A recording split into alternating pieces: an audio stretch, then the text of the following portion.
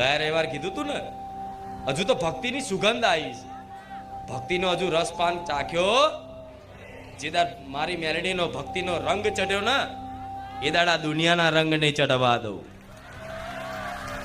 અને મારા ભક્તોના દુનિયાના રંગમાં રંગાવા દેવા નથી. તમે રામ ના બન્યા છો ને, તમે રામ વાળી મેરડી ના બન્યા છો. તો મુખે જય માતાજી, જય મેરડી માં અને રામ માડી રામ જ આવવું જોઈએ. શું તમારા મુખે રામનું નામ, માતાજીનું નામ એ જ આવવું જોઈએ, કેમ કે તમે ભક્ત બન્યા છો. તો દિવસમાં 1000 વખત રામનું નામ લેતા હશો ને, તો મારો રામ ખૂબ તમારી પર પ્રસન્ન છે. આવું મન માતાને કહે છે.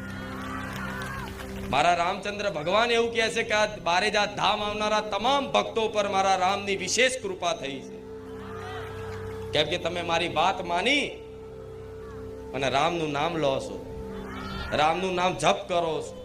કોઈ માળા કરે છે, કોઈ લેખન કરે છે.